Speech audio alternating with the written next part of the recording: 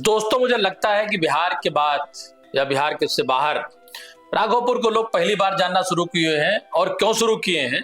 क्योंकि बिहार में प्रशांत किशोर चुनौती दे रहे हैं। कहां से? राघोपुर से।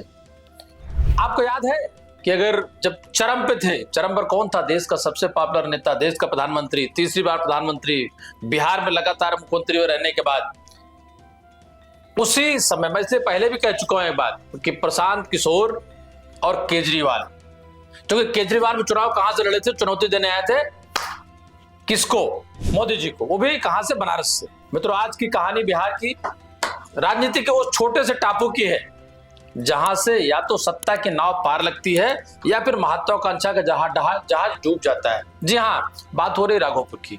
वो राघोपुर जिसे कभी लालू प्रसाद यादव का किला कहा गया, या ये कह सकते हैं कि राहुल राजनीतिक गढ़, राजनीतिक खेती, या लालू यादव अगर पूरे देश में इतने बड़े नेता बने तो वो जमीन थी राघोपुर की। फिर अगर जेल जाते हैं तो राबड़ी देवी का मैदान, और आज उनकी विरासत संभाले तेजस्वी यादव की भी पसंद, या ये कहिए वो जमीन राजनीतिक। कोई नए खिलाड़ी की बात नहीं, लेकिन नए खिलाड़ी के रूप में कौन उतर आया है? प्रशांत किशोर, यानी वो शख्स जिसने औरों के लिए राजनीति लिखी थी। मित्रों, एक बात मैं रोक के ये कहना चाहूंगा कि देखो, दोनों बातें मैंने क्यों कही। 2012-2013 अन्ना आंदोलन के साथ कई स्वयंसेवी संस्थाओं, एनजीओ में काम करना, जबकि वो एक अफसर थे, IITN थे खड़गपुर से, लेकिन उन्होंने अगर चुनौती देना स्वीकार किया या चुनौती देने की बात कही थी किसको? नरेंद्र मोदी को, वो भी कहां? बनारस से। लेकिन दूसरी तरफ बिहार में अगर किसी को चुनौती देनी है, मैं इसलिए बार बार एक बात कहता हूं कि 89 के बाद जिस तरीके से बिहार या उत्तर प्रदेश या कई राज्यों में धीरे धीरे कांग्रेस का पलायन होना शुरू होता है। क्योंकि ये बात बड़ी लंबी है, स्टोरी बड़ी लंबी है, कहानी बड़ी लंबी है, तो आइए उस कहानी और किरदार की तरफ चलते हैं। नमस्कार, मैं मनोज मिश्रा, आप देख रहे हैं यूनाइटेड भारत। दोस्तों, राघोपुर ये सिर्फ नाम नहीं, बिहार की विधानसभा का सीट नहीं, ये एक ऐसा राजनीतिक प्रयोगशाला है जहां से बिहार की राजनीति की नब्ज देखी जाती है, नापी जाती है और तय की जाती है भविष्य की राजनीति। लालू ने जब पहली बार 1955 में यहां से जीत दर्ज की तो ये सीट सीधे सीधे सामाजिक न्याय के आंदोलन की पहचान बन गई। और उस वक्त राघोपुर के खेतों में सिर्फ धान नहीं, लालू की लहर भी उग गई। 2000 में जब लालू ने सीट छोड़ी तो वो विरासत किसको मिली? राबड़ी देवी को, और राबड़ी देवी को सौंपी गई। उसके बाद राबड़ी देवी उस पर जीत दर्ज करती रही। जनता ने भी कहा ठीक है, अगर नेता नहीं तो नेता की पत्नी सही। लेकिन 2010 में जब नीतीश कुमार के सुशासन की आंधी चली तो वो राबड़ी देवी की राजनीतिक चूल्हा बुझा गई। यानी नीतीश कुमार की आंधी ने उस राघोपुर से जो विरासत थी लालू यादव की, खुद के लिए, उनकी पत्नी के लिए, वो ढह गया वो किला।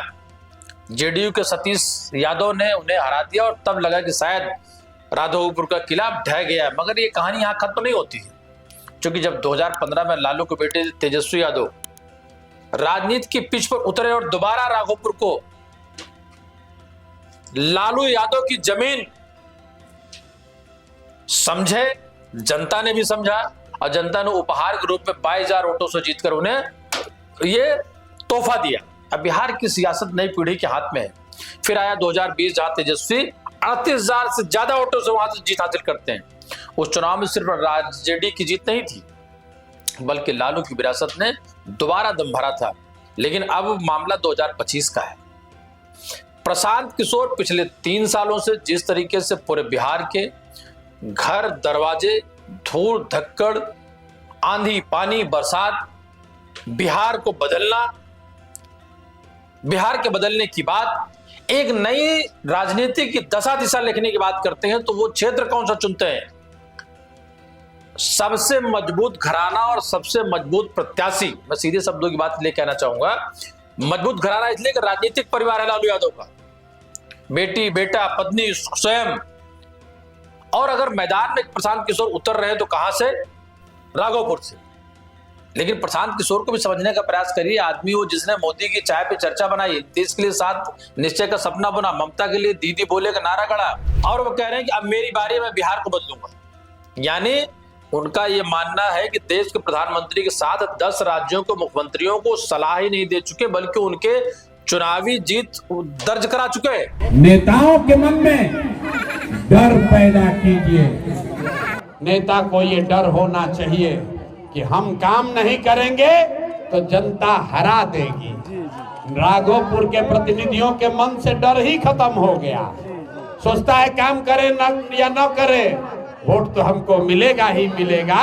इसीलिए आपका ये दुर्दशा है। तो आपसे हाथ जोड़कर विनम्र आग्रह करने आए हैं, जो अच्छा लगे उसको वोट दीजिए, लेकिन किसी का बंधुआ मजदूरी मत कीजिए। जो काम किया है। और पीके ने हाल में अगर ये बात कही तेजस्वी ने जनता से कनेक्ट नहीं किया है तो राघोपुर उनका अमेठी बन जाएगा। यानी अमेठी, देखिए मैं इसलिए एक बात कहना चाह रहा था आपसे, मैंने उदाहरण दिया था बनारस का, और अमेठी का उदाहरण क्यों दिया गया कि जिस तरीके से रायबरेली, अमेठी और सुल्तानपुर, खासकर अमेठी और आपका रायबरेली और अमेठी, ये देश की आजादी के बाद या जब राजनीतिक पारी शुरू करती हैं इंदिरा जी, अरुण नेहरू, संजय गांधी, राजीव गांधी, फिर उसके बाद सोनिया गांधी, राहुल गांधी, तो इनकी जो राजनीतिक जमीन हो अमेठी और रायबरेली, जिनके बारे में कहा जाता है कि पूरे देश, अच्छा चुनाव एक बड़ी मजे की बात है मित्रों, टोक के ये बात कह रहा हूं कि तेजस्वी अपने पार्टी के प्रमुख है, पार्टी के मुखिया हैं। अब अगर वो राघोपुर में उलझ जाएंगे तो पूरे प्रदेश को कौन देखेगा, क्योंकि प्रदेश का नेतृत्व तो महागठबंधन के नेता, इंडिया के गठबंधन के नेता और कांग्रेस के साथी, सारा दारोमदार तेजस्वी पर है। यही स्थिति राहुल गांधी की हुआ करती थी जब वो चुनाव लड़ा करते थे अमेठी से, और वो भी दिन देखना पड़ा। अमेठी का उदाहरण क्यों दिया प्रशांत किशोर ने, क्योंकि अमेठी स्मृति ईरानी से राहुल गांधी को हारना पड़ा। तो ये उदाहरण सेट किया प्रशांत किशोर ने कि राघोपुर का भी वही हाल होगा कि राघोपुर सीट वो जीतेंगे इस लालू यादव परिवार से या तेजस्वी से। यानी जो यादव परिवार की पहचान बना हुआ राघोपुर, अगर इस सीट हिल गई तो आरजेडी की पूरी नींव हिल जाएगी। या बिहार के लिए जो इतने लंबे समय से, या जो बिहार का भविष्य देख रहे हैं तेजस्वी भी, उन्हें राघोपुर क्या चुनौती बन रहा है। प्रशांत किशोर ने अपनी रणनीति, अपनी राजनीति की शुरुआत, उन्हें राघोपुर से अपनी चुनाव यात्रा शुरू करने का जो ऐलान किया है और कह रहे हैं उम्मीदवार जनता तय करेगी, कोई पार्टी हाईकमान नहीं। यानी वो सीधा लोकमत की राजनीति करना चाहते हैं। राघोपुर के खेतों में घूम रहे हैं, गांव में जाकर जनसंवाद कर रहे हैं और लोगों से पूछ रहे हैं कौन अच्छा उम्मीदवार है।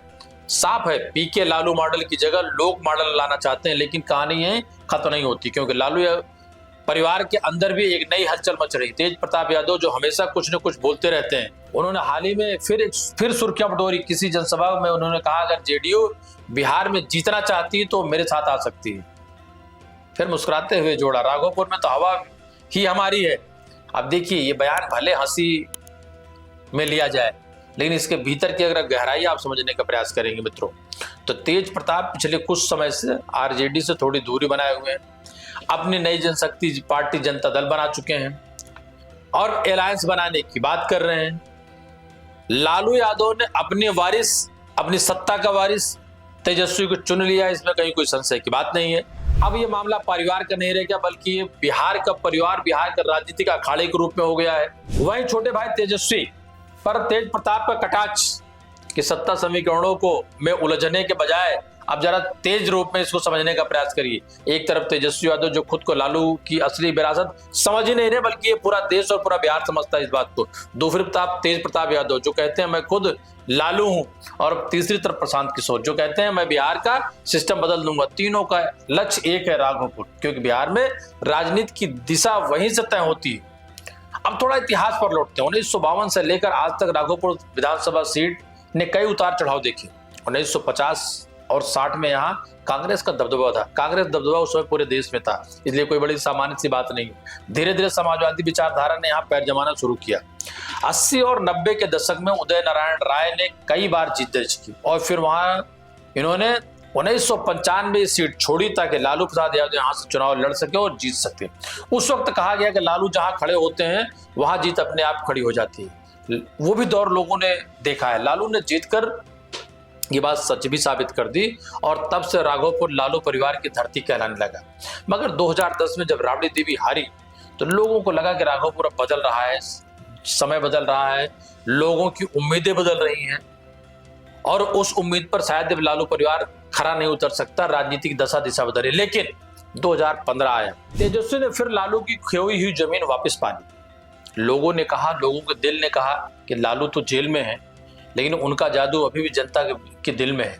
यानी लालू के जेल में रहने के बाद अगर तेजस्वी 2015 में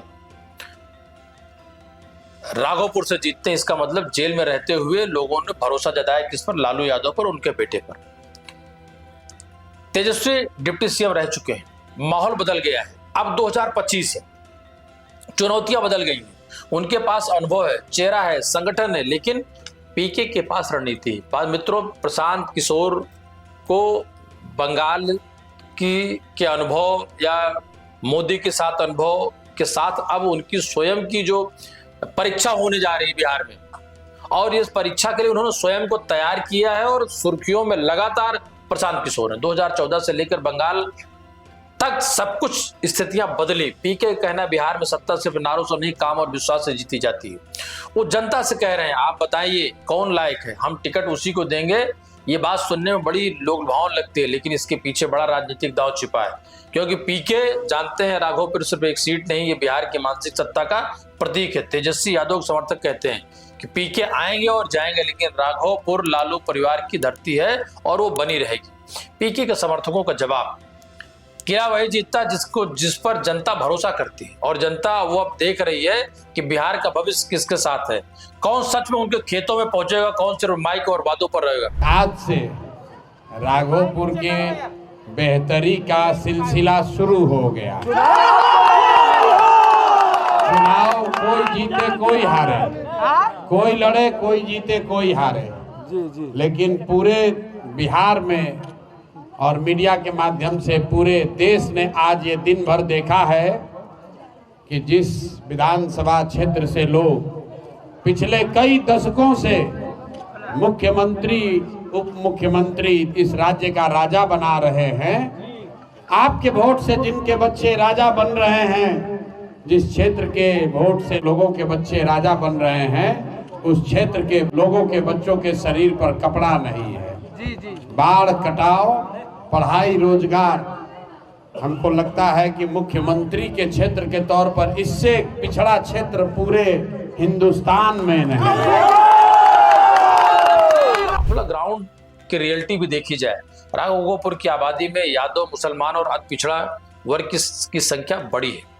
यही आरजेडी के कोर वोटर हैं, लेकिन प्रशांत किशोर का फोकस युवाओं और पहली बार वोट डालने वालों पर है। वो कहते हैं बदलाव वही लाएंगे जिनके पास खोने को कुछ नहीं। और यही लाइन बिहार के युवाओं में धीरे धीरे गूंज रही। तेज प्रताप का एक और बयान याद कीजिए, मेरे पापा लालू यादव भगवान हैं और मैं उनका अवतार हूं। ऐसे बयानों से माहौल नहीं बनता है। ऐसे बयान अब 21वीं सदी में मजाक का पात्र बनते हैं, लेकिन कभी कभी वो पार्टी को छवि को नुकसान भी पहुंचाते हैं। आरजेडी के अंदर कई नेता खुलकर बोलते हैं कि तेज प्रताप को नियंत्रण में रखना मुश्किल है, यानी राघोपुर की राजनीति सिर्फ बाहर से नहीं अंदर से भी खूब सुलग रही है। अब सवाल ये उठता है, क्या पीके सच में राघोपुर में सेंध लगा पाएंगे? 2010 का वो इतिहास क्या दोबारा वो दोहरा पाएंगे, या तेजस्वी फिर से अपनी पकड़ मजबूत बना कर रख पाएंगे? अगर पीको को यहां से अच्छी पकड़ मिलती है तो ये साफ संकेत होगा कि बिहार में जनसुराज की हवा चल पड़ी है और शुरुआत जबरदस्त है। अगर तेजस्वी ने तीसरी बार जीत दर्ज की तो यह साबित होगा कि लालू यादव की विरासत अभी भी जिंदा है। लोग आए लोग जाएं, उससे कोई फर्क नहीं पड़ता है। राजनीति में जीत और हार दोनों माने रखती है, लेकिन राघोपुर जैसे इलाके में संदेश ज्यादा माने रखता है। मित्रों, एक बात आपको बताऊं, आपको याद होगा उत्तराखंड का वो चुनाव, जब कांग्रेस और भारतीय जनता पार्टी में बराबर का परिणाम आया, लेकिन नीचे से लेकर ऊपर तक पहुंचाने के जो नेतृत्व जिनके हाथ में था, खंडूरी, वो स्वयं चुनाव हार जाते हैं, बाकी पूरी पार्टी चुनाव जीत जाती है। जबकि उससे 6 महीने पहले स्थितियां ऐसी थी कि ये लग ही नहीं रहा था कि कांग्रेस और भारतीय जनता पार्टी को उत्तराखंड में टक्कर होगी। तो ऐसे बहुत सारे एग्जाम्पल हैं, ऐसे बहुत सारे उदाहरण हैं। तो मैं ये बातें इसलिए कह रहा हूं कि आपके सामने बनारस का मैंने उदाहरण दिया, प्रशांत किशोर राघोपुर क्यों चुन रहे हैं ये समझने की बात है। और चूंकि देखिए दोनों नेता शीर्ष के हैं, जन स्वराज पार्टी का शीर्ष नेतृत्व प्रशांत किशोर के हाथ में और आरजेडी का शीर्ष नेतृत्व या ये कैसे उसका नेता तेजस्वी, और दोनों अगर किसी ऐसी सीट से लड़ते हैं, दोनों की चुनौतियां, तो बड़ा मुश्किल हो जाता है।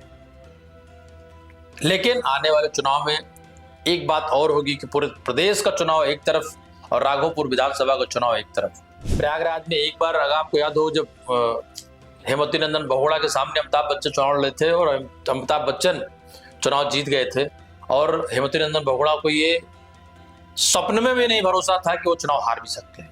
बहुत बड़े नेता थे। तेजस्वी यादव जो अपने पिता की राजनीति को आगे बढ़ा ही नहीं रहे, बल्कि पार्टी को सुचारू रूप से ये नीतीश कुमार के सामने लगातार विपक्ष रूप में चुनौती देते रहे। 17 महीने तक वो उप मुख्यमंत्री रहे, सरकार का गठबंधन रहा। और दूसरी तरफ होंगे प्रशांत किशोर जो बिहार की राजनीति को एक नया आयाम, और वो आयाम तो बिहार में दे रहे हैं लेकिन संदेश पूरे देश में दे रहे हैं। अब रही बात तेज प्रताप की, तो तेज प्रताप पे बहुत समय जाया करने से कोई फायदा नहीं है। लेकिन एक बात है कि वोट काटना, किंग मेकर होना, चुनाव हराना और चुनाव हराने के कारण बनना, कई चीजें होंगी। लेकिन इस चर्चा के आगे विषयों के लिए भी बहुत देरी है। कौन राजा बनेगा, कौन सलाहकार रहेगा, कौन इतिहास बनकर किताबों में रह जाएगा, और आखिर में बिहार की राजनीति में सब कुछ मुमकिन है, क्योंकि यहाँ गठबंधन से ज्यादा ताकत रखता है जज्बा, और नारों से ज्यादा असर करती है मिट्टी की महक। तो इंतजार कीजिए, राघोपुर का रण आने वाला है। यहाँ तय होगा कि जनता की आवाज कौन बनेगा, तेजस्वी, प्रशांत या परिवार से निष्कासित तेज प्रताप, या तेज प्रताप तेजस्वी का हार का कारण बन सकते हैं, प्रशांत के जीत का कारण बन सकते हैं। क्योंकि कभी कभी ऐसा होता है कि दो बड़े नेताओं की लड़ाई में तीसरा उस इतिहास बनने का कारण भी बन जाता है।